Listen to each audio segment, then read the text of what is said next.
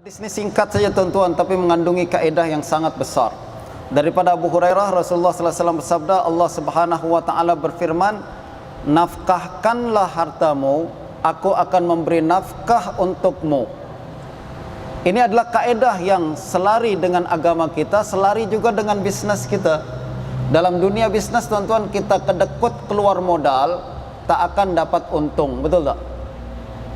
Kita tak nak buat, tak keluar modal, tak akan dapat untung. Sebab tidak selari dengan kaedah Allah Subhanahu wa taala. Allah katakan, keluarkan duit, aku bagi engkau. Kalau kita kedekut, maka Allah tak akan bagi kita. Nafkahkan hartamu, aku akan memberi nafkah untukmu. Justru kedekut tuan-tuan, dia akan membuat harta kita habis. Sebab dalam hadis lain pun dikatakan, dua malaikat turun setiap pagi. Satu berkata, Allahumma a'ti munfiqan khalafan. Ya Allah, beri ganti untuk orang yang menafkahkan hartanya. Dan satu malaikat lagi berkata, Allahumma a'ti mumsikan talafan. Ya Allah, hancurkan harta orang yang kedekut. Justru orang yang semakin simpan duit dia, semakin habis harta dia. Dan semakin dia sedekahkan, dia spend duit dia tuan-tuan, semakin adalah saja harta rizki daripada Allah yang tidak dia sangka-sangka. Keluarkan, Allah bagi. Kita tahan, Allah tak akan bagi, tak akan kembangkan harta tersebut. Nah justru tuan-tuan, salah satu kaedah kita adalah kedekut membuat kita miskin, pemurah membuat kita kaya. Perintah sedekah tuan-tuan perempuan sekalian, perintah yang Allah suruh banyak-banyak sedekah, banyak beri bantu orang lain. Perintah ni bukan untuk orang kaya, tapi untuk orang yang nak kaya. Kalau untuk orang kaya, maknanya apa tuan-tuan? Nantilah Ustaz, saya tak boleh sedekah. Kenapa? Belum kaya. Justru saya tak boleh sedekah. Salah tu makcik. Yang betul adalah, kalau you nak kaya, sedekahlah. You sedekah, insya Allah kaya. Sebab Allah katakan, keluarkan duit, aku akan ganti. Bahkan ganti dengan lagi banyak lagi.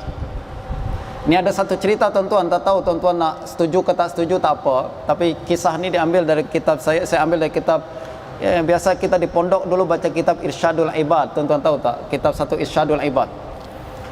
Ada satu cerita berkaitan dengan Ja'far Ibn Khattab. Dia bercerita, dia katakan, satu hari ada seorang pengemis datang ke rumah saya. Saya lalu katakan kepada istri, ada apa-apa tak kita boleh bagi ke dia? Isteri saya cakap, ada 4 butir telur. Kata saya, bagi dia semua. Bagi dia kemudian 4 butir telur. Tak lama kemudian, ada orang ketuk pintu dia. Dia buka pintu, dia cakap, ini hadiah untuk awak. Apa dia? Telur, 30 butir telur. Dia cakap, mesti ada yang salah nih, something wrong lah. Kenapa? Saya bagi tadi 4 butir telur. Kenapa saya terima cuma 30 butir telur? Kan satu kebaikan diganti dengan 10 kebaikan kan? Sepatutnya saya dapat 40 butir telur. Dia kira teman-teman. Sepatutnya saya dapat 40 butir telur. Lalu dia panggil istri dia. Tadi aku cakapkan bagi 4 butir telur. Awak bagi 4-4-nya ke atau apa?